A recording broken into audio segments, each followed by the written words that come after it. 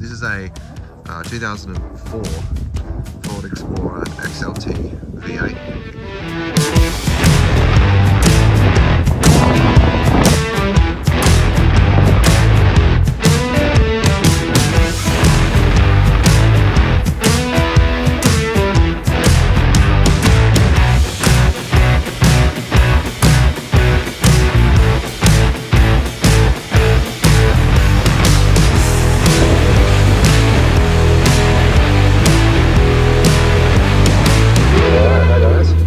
For another car video.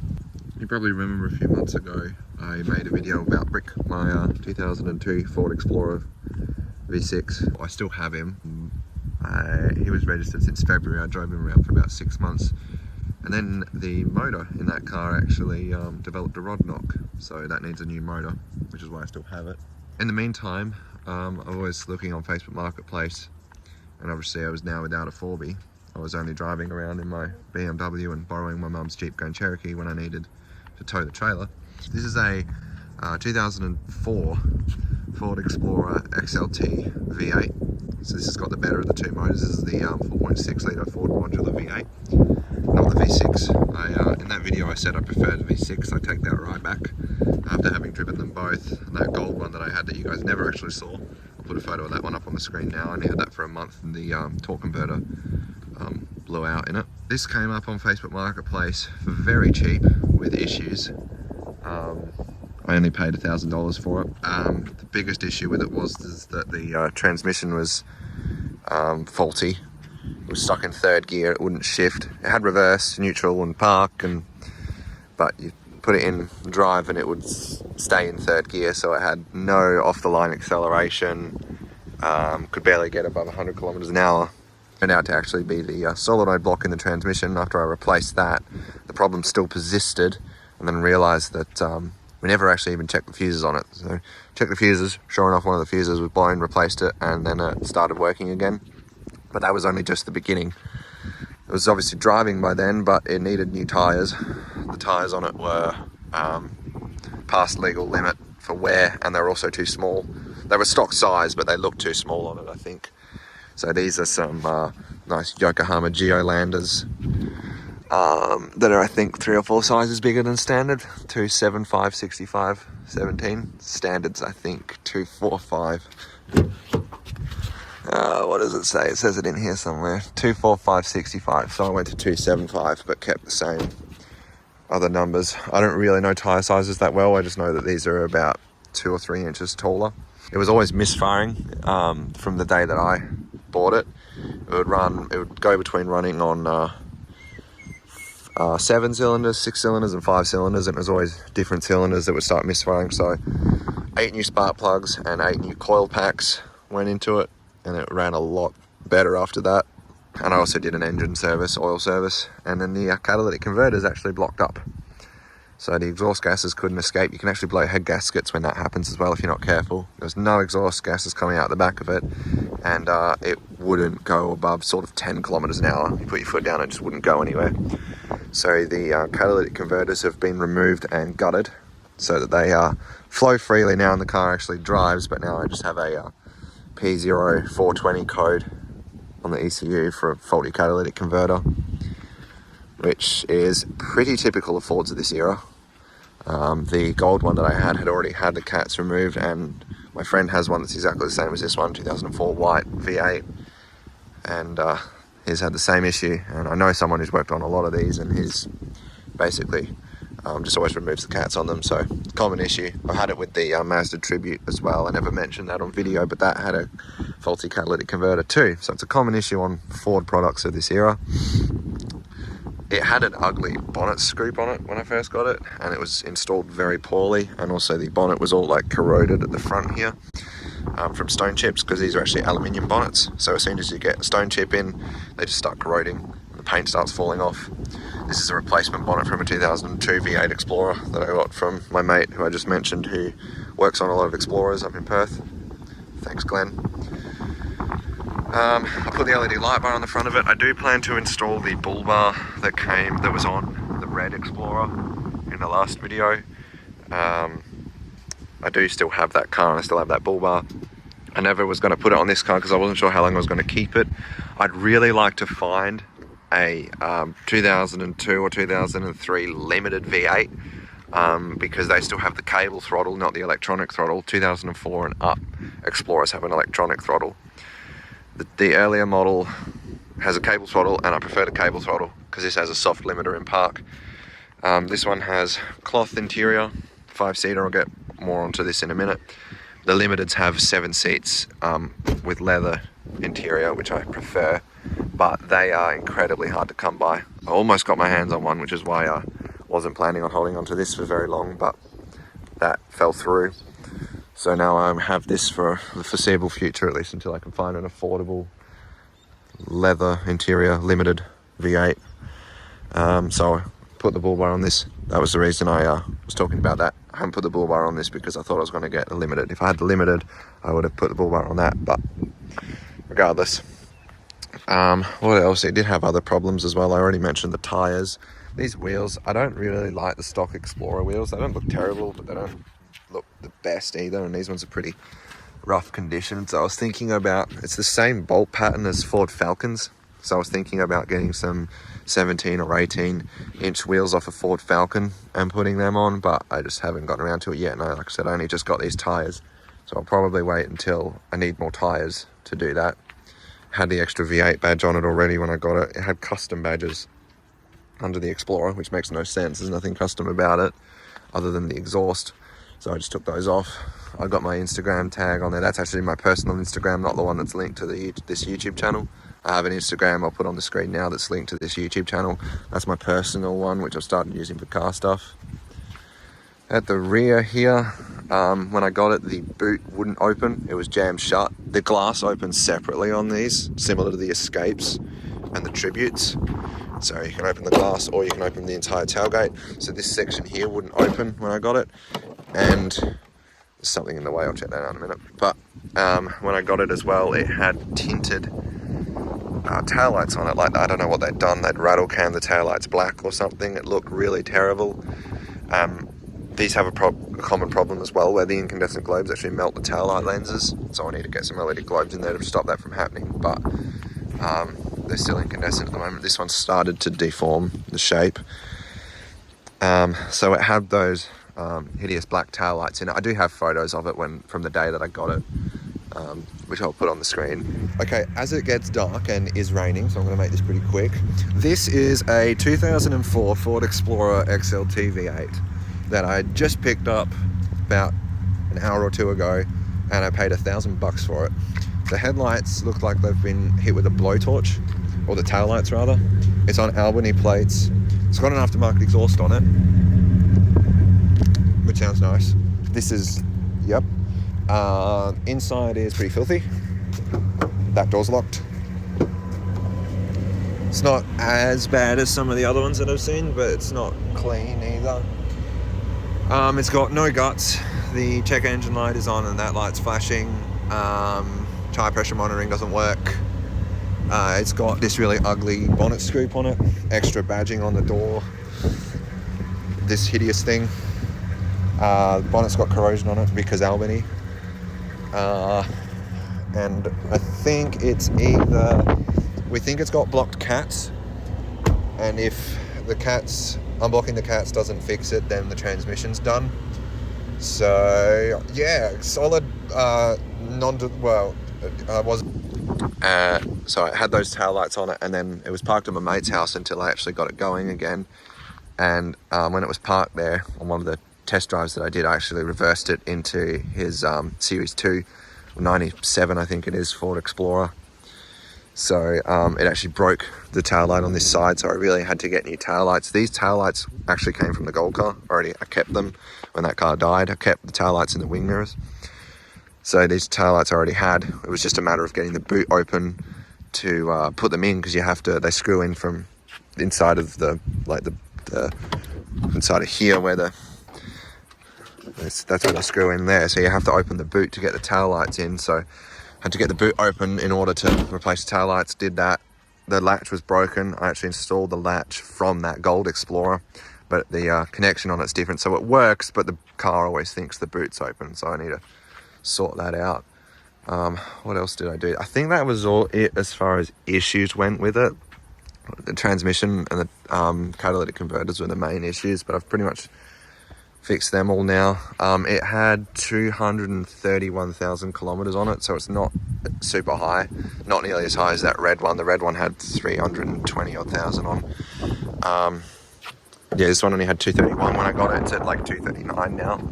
I only just changed the oil recently. Had no tint on the windows, but it had this really ugly netting stuff like glued to the back windows, so I scraped that off. Installed my own window tint. I tint my own windows, do it myself. It's pretty easy on the side windows. The back windows not so much. You can see it's not, you can't really tell in the video, it doesn't really look that great. I'm gonna get that professionally done at some point. That V8 badge is standard. That's where they all have a V8 badge, just not on the door. Go and have a look on the interior now. I've done a couple of things in the interior. For starters, it was completely filthy when I got it. Gave it a good deep clean. Shampooed the seats, shampooed the carpets. I haven't really properly cleaned the door cards. I've wiped them off. The steering wheel was covered in yogurt. So, yeah, cleaned that all off. There's the keys. If I turn it on here. Okay, oh, it's actually 240,008 kilometers, so that's only just happened now. And of course, it's going to show all of the other error messages now. There we go, 28 degrees. But you can, I don't know if I showed this in the other video, but you can get all sorts of information from here. There's my fuel range to empty, my average economy, there's a timer, and then the external temperature. This one has a tan cloth interior. My red one had grey cloth. I prefer the grey cloth when you have cloth, but if this was leather, I would prefer the tan leather rather than black leather. Like I said, I really want to find a limited that has a leather interior. I just haven't been able to yet.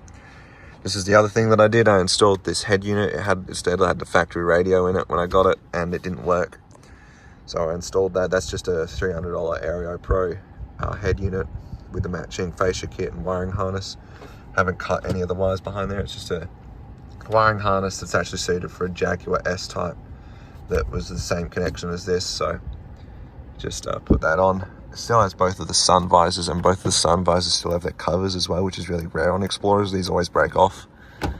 However, this sun visor's like doing this. It's all cracked there. The sun visors on Fords of this era aren't designed very well.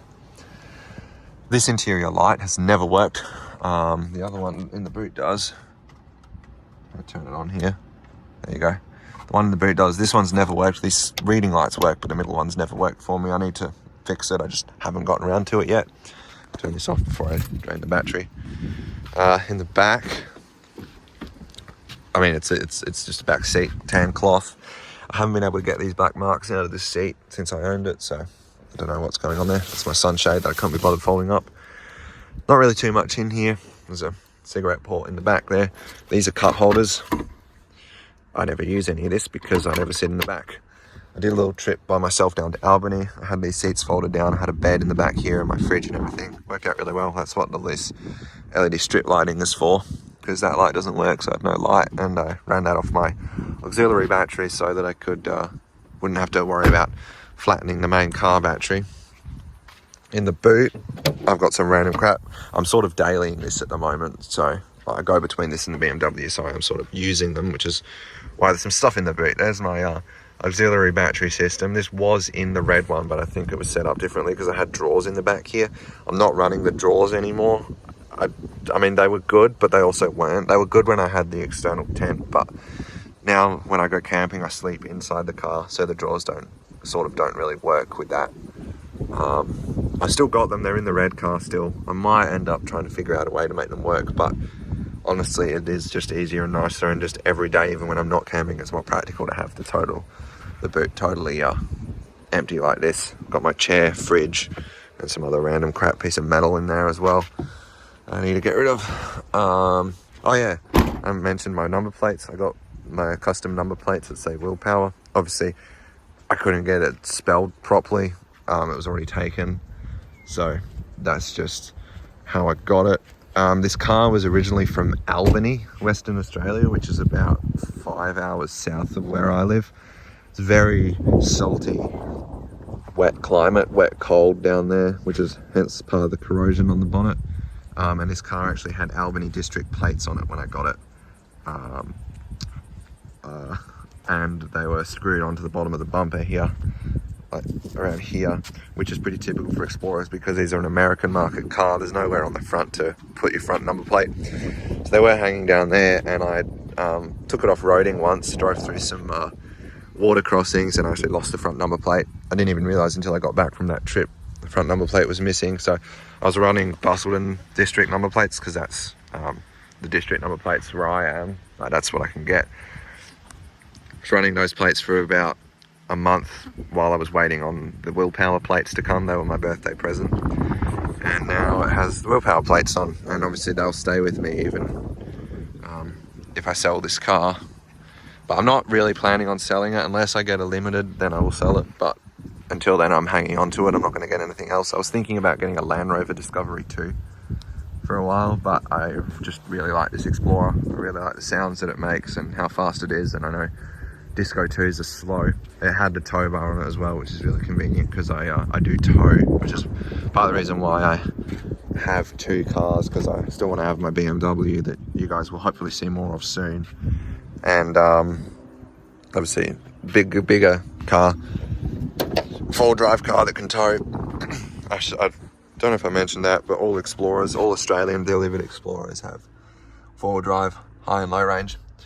It never worked on my red one, and then right before the motor blew up I did actually fix it, but only the high range worked, low range didn't work. This one, the 4-wheel drive, completely works. I've got high and low range. I think the low range part of the transfer case is flogged out though, because one time I've used it, it didn't really work and it smelled like slipping clutch, so I don't think it really works that well. Have a look under here, this will look totally different if you guys have only just watched that other video, the Red Explorer, because like I said, this is the 4.6 litre V8 and this is the later model, not the earlier model. The earlier model has a plastic engine cover with physical throttle cables. This one has the electronic throttle body right there, and for some reason they ditched that plastic cover on the later models. So this is the 4.6 litre Ford modular V8, also called the Ford Triton V8. This was used in obviously the Explorer, and they also used it in the Ford Crown Victoria in America, and some of the Mustangs over there.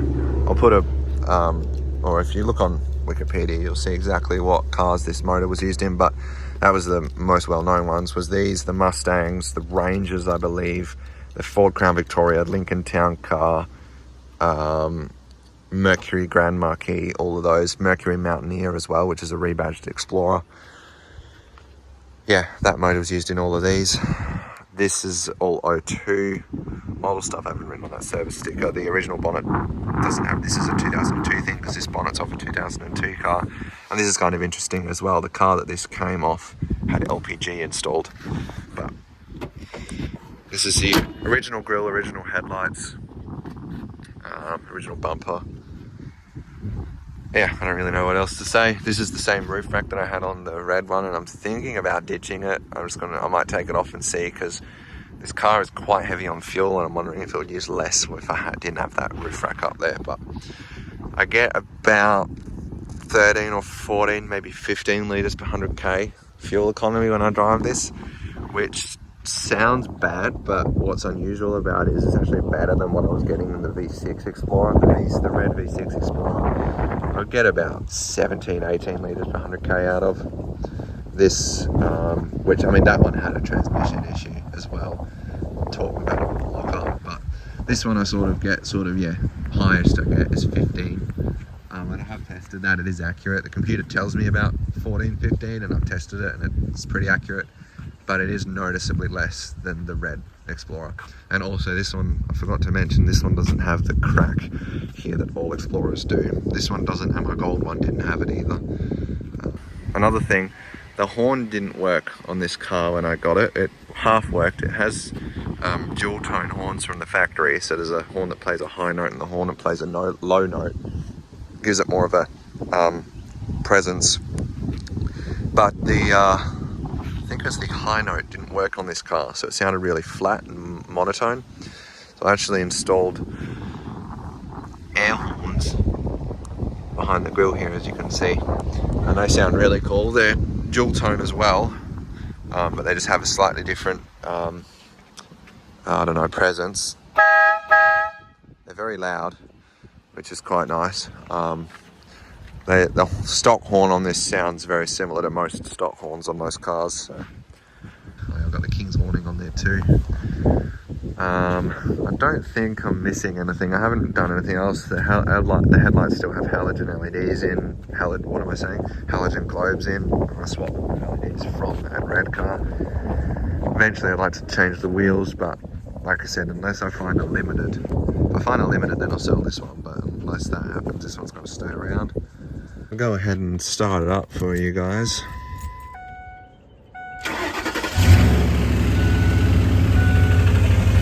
Now it does still have some loose material in the catalytic converter, which is what that rattle is, and it also has an exhaust leak because the catalytic converter isn't tightened down to the headers all the way, but that's the 4.6 litre V8. It does have a different exhaust on it. It does have a non-standard exhaust. It still has a muffler, so it's not stupid loud, but you can hear it. It makes quite a nice note. I'll jump under here and show you really quick. They normally have a massive round mid muffler. See, there's nothing there.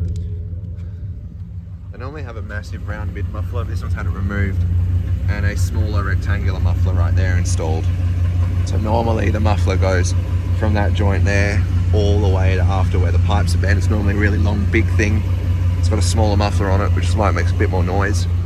It sounds really nice, but I do have that loud exhaust that I had on the red car. That's got no mufflers, and the that exhaust actually came off that Gold Explorer that I had first.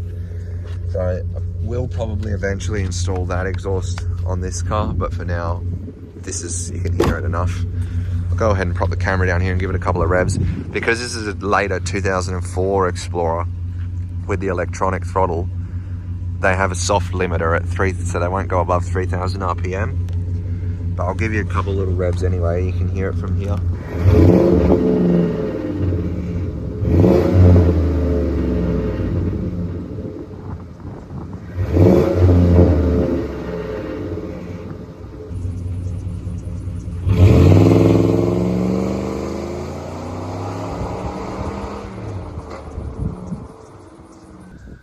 But yeah, I just thought I'd take a little minute to show you guys my new 2004 Ford Explorer XLT V8. Thanks for watching, and I'll see you in the next video.